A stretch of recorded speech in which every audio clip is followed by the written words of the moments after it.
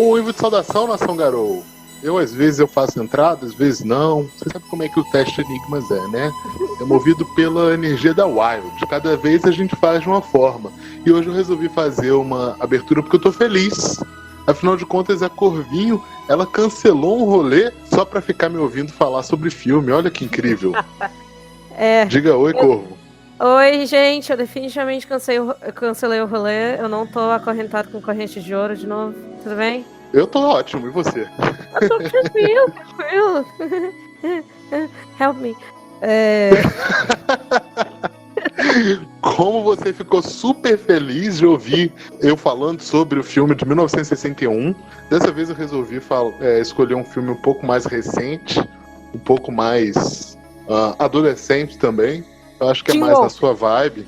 Não, calma, a gente chega lá. Mas você já assistiu Silver Bullet, ou A Hora do Lobisomem? Não. Pô, esse filme é muito legal. É um filme de 1985. É famoso por ser uma adaptação do Stephen King, embora, graças a Gaia, ele não dirija esse filme. Ah, que isso? Ele só escreveu o roteiro mesmo. Você me falou mais cedo que você já assistiu Maximum Overdrive, né? Eu não sabia nem o nome. Eu só me lembrava do caminhão seguindo o cara. Pois é o único filme que o Stephen King dirigiu no auge da cocaína da carreira dele. E aí o filme é um lixo, mas eu gosto do Stephen King como escritor de horror. Não acho ele o melhor, como dizem, né? O rei do terror, nem nada assim, mas eu acho ele muito competente e acho esse filme uma grande adaptação. Então, teste de enigmas para vocês sobre Silver Bullet.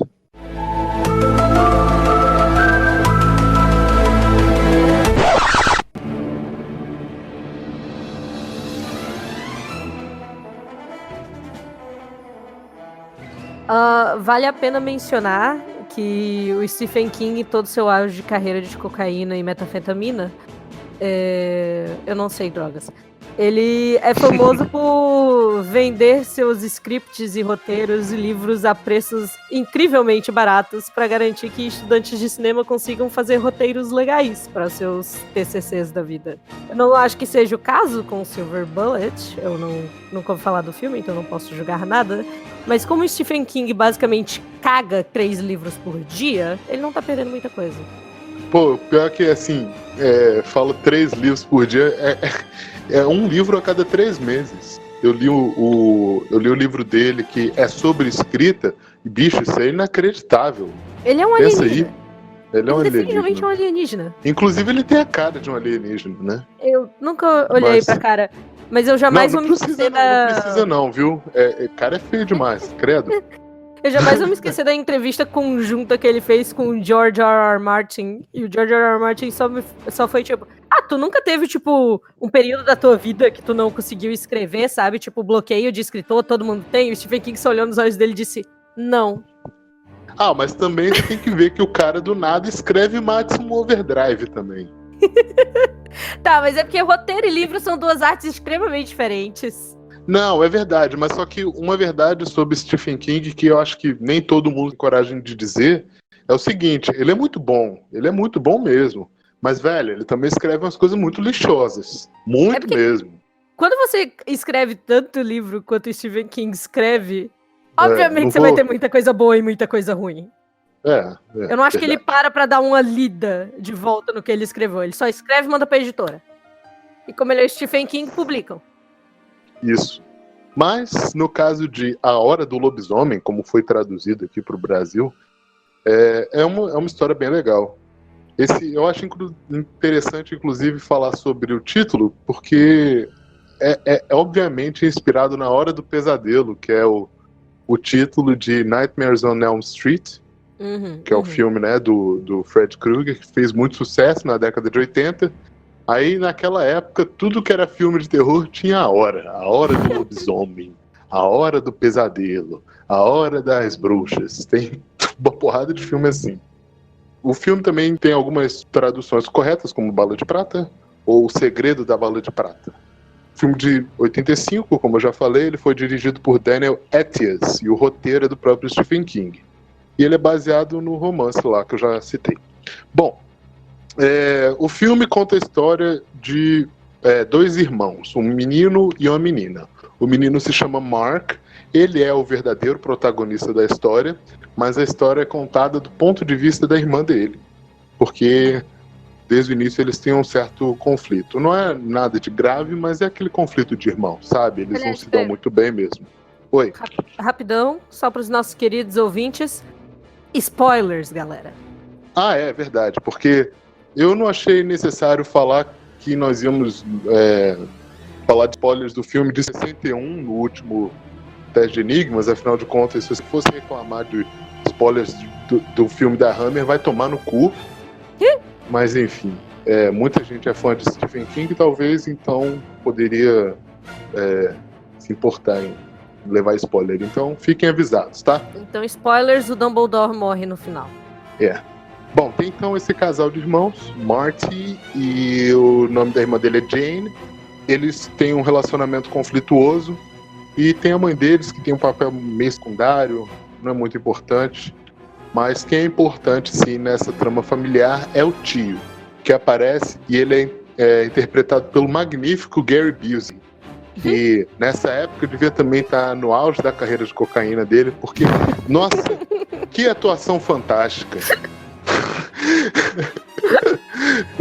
Eu acho que eu fiz uma leve apologia a drogas agora, né?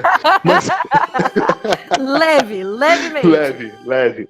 Mas cocaine is a hell of a drug, já dizia o Rick James, né?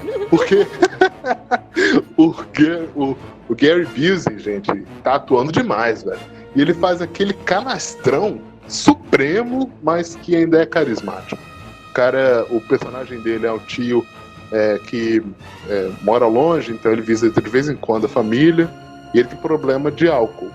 Mas ele também tem uma afeição muito grande pelos sobrinhos. Então ele tem um relacionamento muito próximo com Marty, que eu ainda não tinha citado, mas ele é paralítico. Então ele está sempre na cadeira de roda. Paraplégico.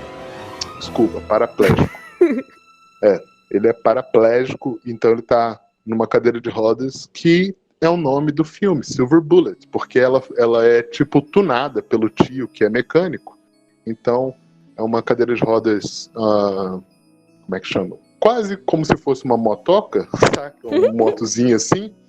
E aí ele deu o nome de Silver Bullet. É um hoverboard da década de 80. Mas numa cadeira de rodas. Você nunca viu as cadeiras de rodas motorizadas no hoverboard? Não. Você não vê gambiarras o suficiente na internet.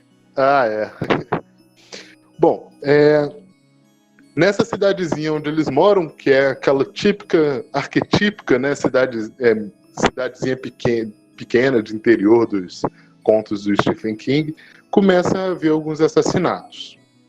Esses assassinatos são muito brutais, a polícia começa a investigar. Bem, a típica trama de filme de lobisomem, né? Tudo parece primeiro apontar para um serial killer, ou então para criaturas, ou então para animais selvagens, mas as coisas elas são estranhas, tem vários assassinatos acontecendo, muito próximos, então toda a população está em alvoroço, né? Tá com bastante medo.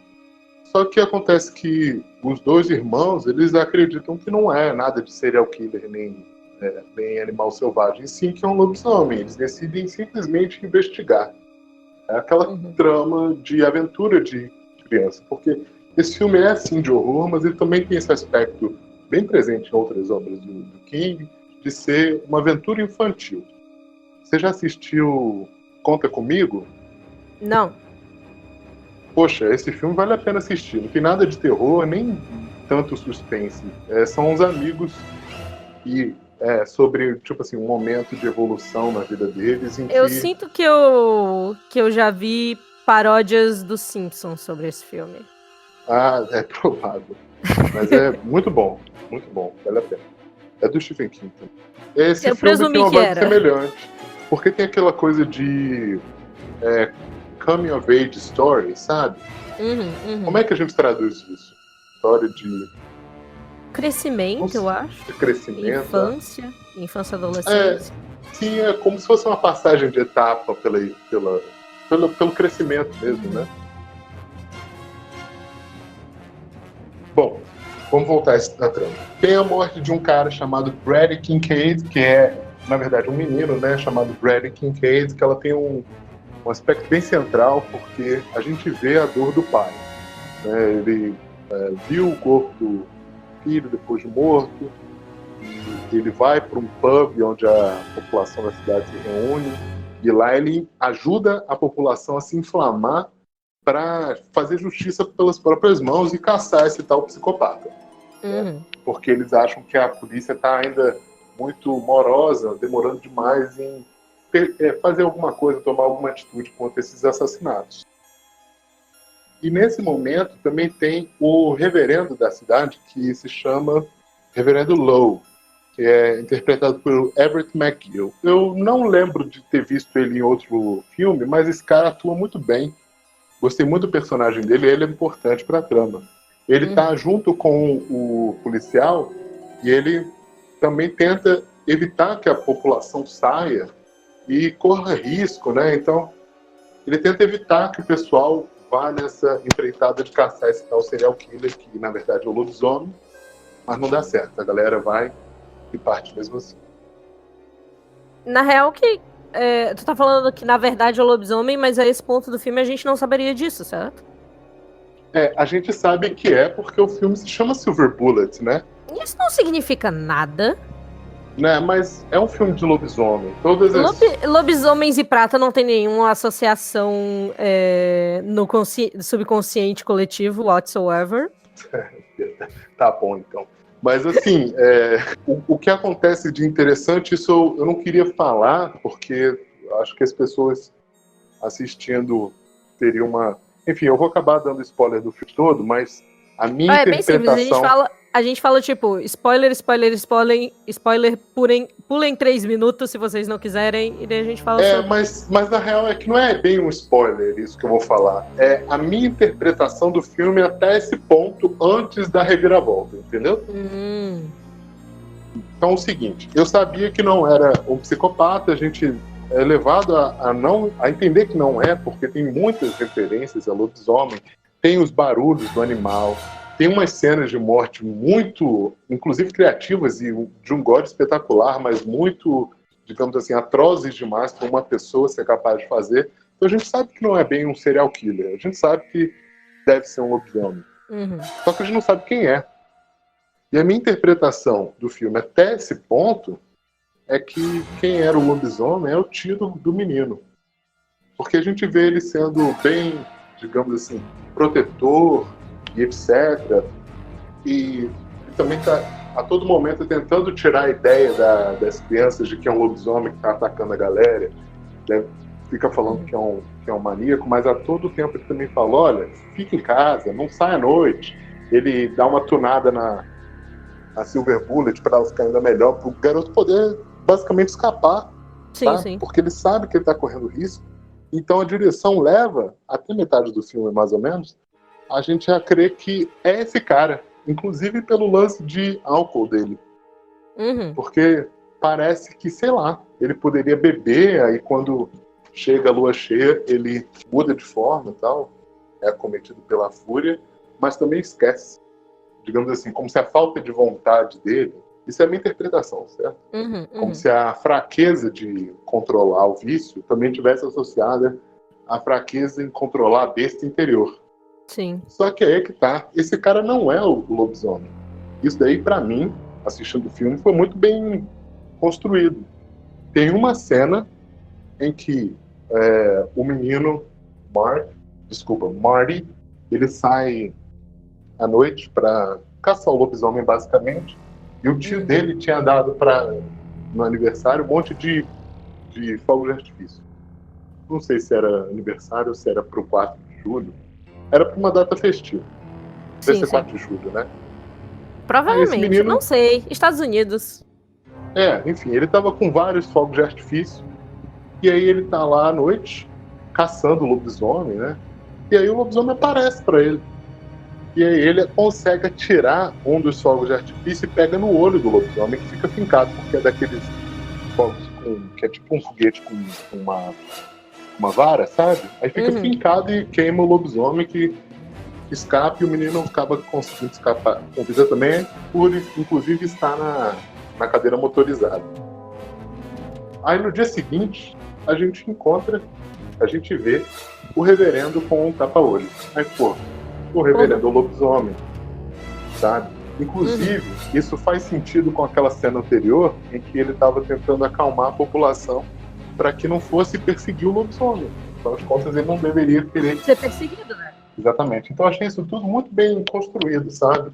Mas tem uma cena que ela é bem rápida, que eu achei muito, muito legal, que aparece o reverendo na igreja, fazendo a missa. Aí todo mundo tá olhando para ele de forma inquisidora, assim, com olhar pesado, e todas as pessoas na congregação se transformam como se fosse atacar ele. E aí ele acorda. É só um sonho. Aí eu falei, nossa, isso é fantástico. Isso, na verdade, essa cena é antes dele levar o tiro no olho. Então, com esse devaneio dele, com esse sonho, eu já pensei, pô, quem é o lobisomem é o reverendo. Ele tá tendo esses sonhos aí depois a caçada do menino confirma. Aí os irmãos, a menina, como é que é o nome dela mesmo? Jane, obrigado. Aí a Jane e o Martin, eles se encontram com o tio, o Red, interpretado pelo Gary Busey. Pera. O nome do tio legal é tio Red? Sim, é. O beberrão bacana. Mas então, aí eles tentam convencer o tio Red de que o reverendo era o lobisomem, porque o Marty atirou nele e no dia seguinte a Jane viu ele com o tapa-olho. Então eles ligaram os fatos e convencem o tio Red a ir até o reverendo investigar. É claro que antes de fazer isso ele vai na polícia e fala, olha, de repente talvez você devesse dar uma investigada lá no reverendo.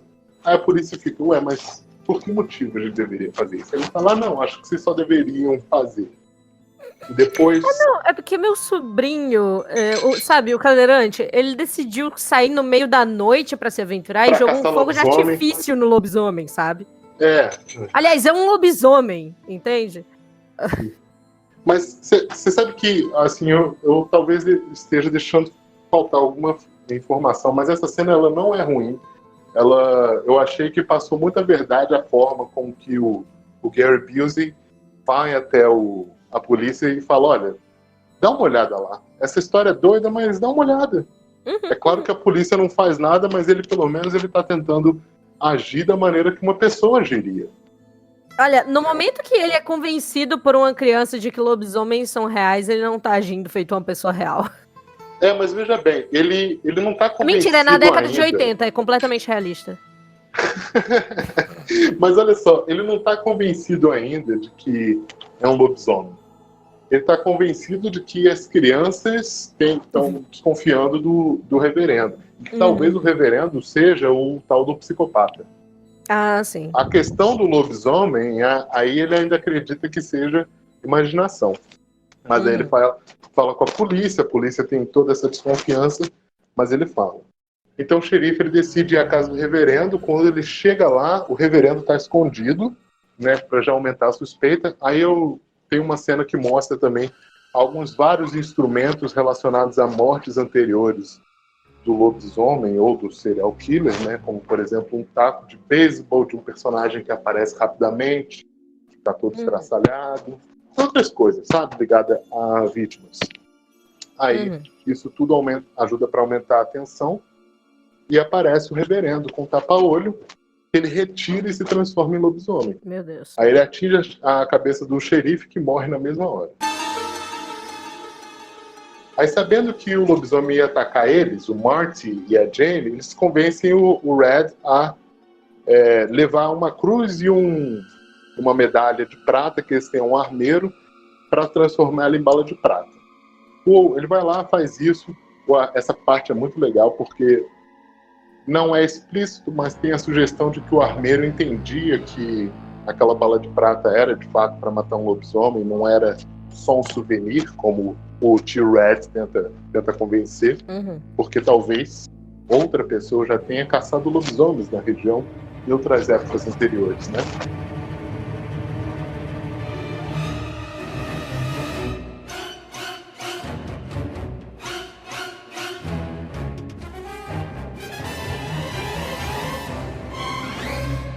Aí ele faz a bala de prata e ele vai atrás do cara, mas é uma bala.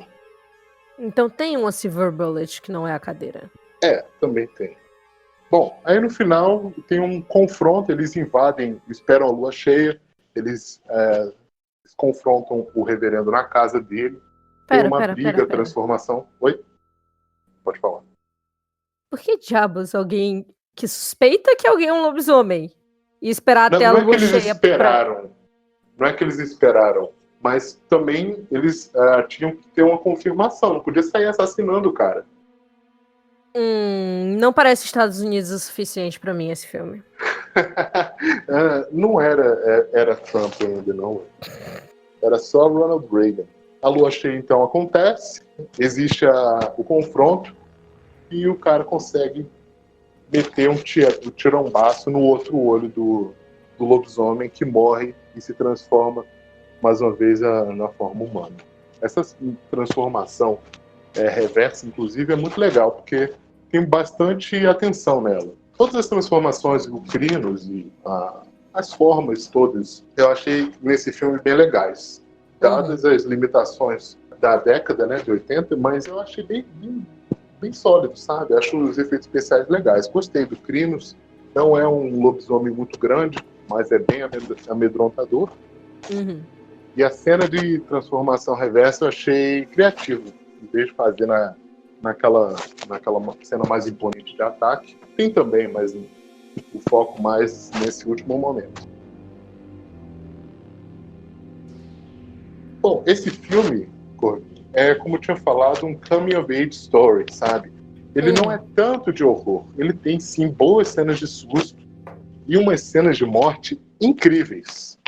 A direção do Daniel Atkins, ela é muito eficiente, mas eu acho que também a ambientação criada pelo Stephen King de equilibrar leveza com horror, sabe? Ele é muito bom nisso.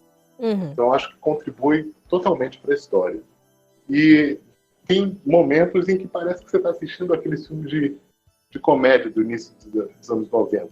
Porque tem muito foco nas crianças brincando, fazendo traquinagem, especialmente no início do filme. E na relação familiar e tal. Coisa que a gente não encontra tanto nos filmes de terror da era mais recente. Sabe? Sempre muito focado em luto, sempre focado muito em tragédia. Eu acho isso bacana, de ter uma leveza. Eu acho que combina bastante com o primeiro teste que eu falei sobre filme, questão de teor, de tom, sabe? Com o Lobisomem Americano em Londres. Tem horror, tem violência, tem mortes gráficas e gore, mas também tem uma parte familiar ali, leve. Se tivesse uns cortes mais precisos, se tivesse uns cortes assim mais... Eu não acho que isso ia beneficiar o filme, não. Mas se fosse o caso de querer vender esse filme para um público mais infanto-juvenil, era só cortar umas cenas de morte mais gráficas que tem no filme, que funcionaria, sabe?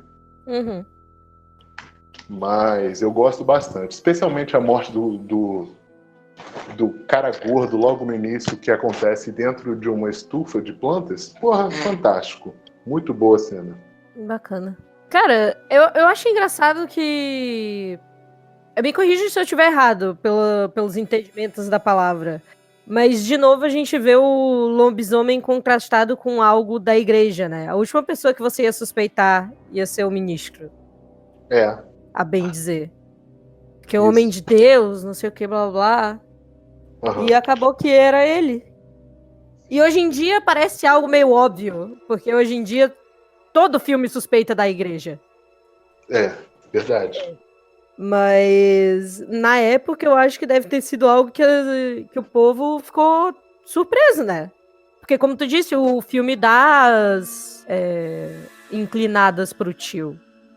Dá as inclinadas pro tio. Mas é como eu falei, tem uma cena, que é a cena do sonho do reverendo lá, que ela já tira totalmente a sua dúvida de quem é o monstro e fala, não, o monstro é esse aqui. Mas até aquela cena, eu acho que é tudo construído para você acreditar que vai acontecer ali dentro da família mesmo, a transformação. Cara, mas Eu não diria que ela tira 100% da dúvida apontando pro cara. Porque podia muito bem ser o reverendo estressado com a cidade, vendo que todo mundo ia estar se tornando um monstro, e daí ele levava isso pra começar a tentar, sei lá, ser mais gentil com o povo, se aproximar das crianças, eu não sei. Pode ser. Mas essa é a minha cena favorita do filme. Não, eu entendo que... A cena do gordo morrendo... Sim, mas olha só. A cena do gordo morrendo é muito boa, ela é muito gráfica e legal, mas essa é a cena mais importante do filme pra mim pelo seguinte. Primeiro que eu acho que ela dá a dica de que não é o tio. Isso é importante. E depois, pela reação do padre quando ele acorda. Eu acho que eu não falei isso quando eu descrevi, mas ele acorda consternado com o sonho, mas também, eu não lembro exatamente o que ele diz ou qual é a ação que ele tem, mas é como se ele se visse, digamos assim, ameaçado com a população, pela população. Porque todo mundo se transformou em lobisomem e tal. E aqui começa o nosso teste de enigmas, tá? Porque eu quero saber, qual é a tribo do nosso reverendo? Andarilho. Boa, gosto. Mas eu tenho outra ideia. Que é Senhor das Sombras. Olha só. A ligação dos Senhores das Sombras com a igreja poderia ser suscitada, mas isso é um mínimo, tá? Isso não é o que está me levando a escolher essa tribo. Porque isso fica muito mais lá na Idade Média, não é importante tanto para esse cenário. O que eu acho que rola é o seguinte. Tem uma cena no pub em que o reverendo ele tenta, digamos assim, controlar a população, levando ela à ignorância, levando ela a desacreditar no lobisomem e a não fazer nada. E não é exatamente como se ele estivesse controlando como um rebanho, mas eu penso muito naquela ideia de que os Senhores das Sombras encaram a humanidade e os parentes como algo útil a ser usado para a batalha, sabe? Eles não têm amor pela humanidade, não. Eles podem enxergar a utilidade de selecionar os melhores humanos para terem próximos de si, etc.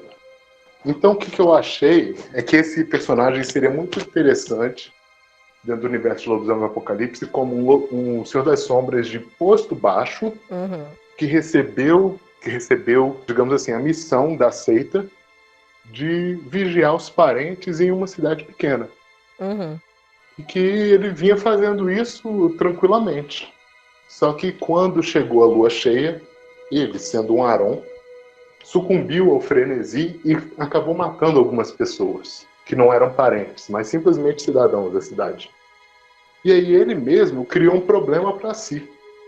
Porque a gente sabe que o defeito dos Senhores das Sombras é aquela adaga da falha, que é basicamente uma exigência muito grande de comportamento em relação à própria tribo, né? Perfeccionismo à falha. Exatamente. Então ele se vê nessa situação e fala, porra, fudeu. Agora, se os meus superiores na tribo souberem que eu falhei na minha missão, eu tô fudido. E aí o que acontece? Ele começa a ter sonhos.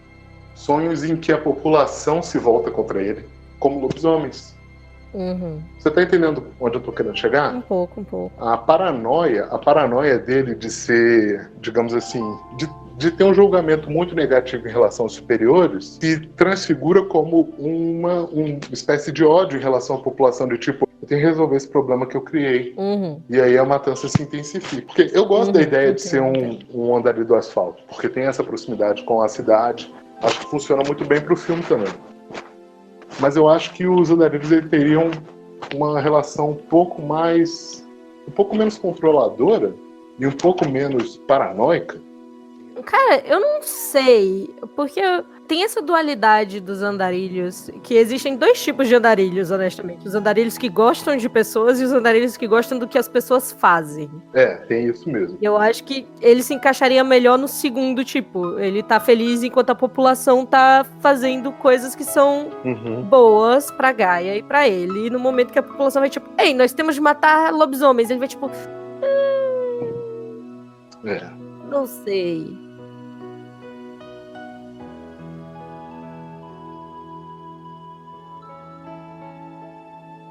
Eu só quero dizer que toda vez você termina, é um filme muito bom. E eu acho que eventualmente eu vou ter que assistir um filme ruim? o meu teste de enigmas pra você é começar a ver as mídias ruins de lobisomem. Vamos ver uns Teen Wolf, um Underworld. Não, mas olha só, gente. Eu não compararia esse filme com... Um Van Helsing. Mas eu não compararia nenhum desses filmes que eu citei até hoje com o Kubrick, não, tá ligado? É um filme muito legal pro gênero horror como um todo, pra horror corporal, que é outro aspecto importante pra esses filmes. Mas, porra, pra que eu vou ver Van Helsing? Porque é divertido. Pedro. Não, é ruim. Mas olha só, eu animo assistir Teen Wolf.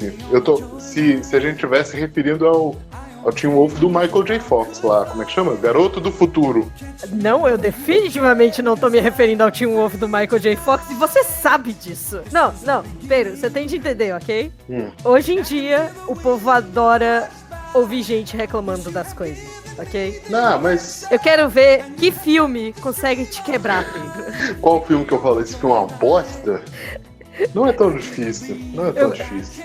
Eu sei que não, mas eu quero ver o quanto tu dura tentando elogiar os filmes. Pô, mas eu tenho que fazer um esforço às vezes também pra encontrar ponto positivo. Porque eu até agora só gravei os filmes que eu gostei, mas eu assisti cada porcaria, bicho. Nossa senhora. Tem um, inclusive, que é um filme espanhol que chama La Noche de Walpurgis. Puta que pariu, que filme ruim. Eu sinto. Diga. Pedro, eu acho que a gente devia fazer uma gnose etílica xingando filmes ruins. Tá, velho. Fechou. Tranquilo. Na hora. Mas o próximo episódio tem que ser do filme de anime que eu falei. Ixi. Ai, meu Deus. Tá bom. Tá bom. Vou assistir. Eu ainda vou quebrar o Pedro. Vou tentar, hein? Objetivo Vou de vida. tentar. Então é isso, galera. Valeu. Mais um teste de enigma cinematográfico. Se vocês estiverem gostando, se vocês não tiverem, problema é de vocês. Eu só quero saber qual filme vocês gostariam de ouvir a gente debater, ok? Digam Wolf Children. É o filme de anime pra forçar o Pedro a ver. Um abraço e o Ivo despedir. Ou Digimon. O Eregarurumon existe. Ele é um lobisomem. Ai, meu Deus do céu. Chega, Corvinho. Tchau. Tchau.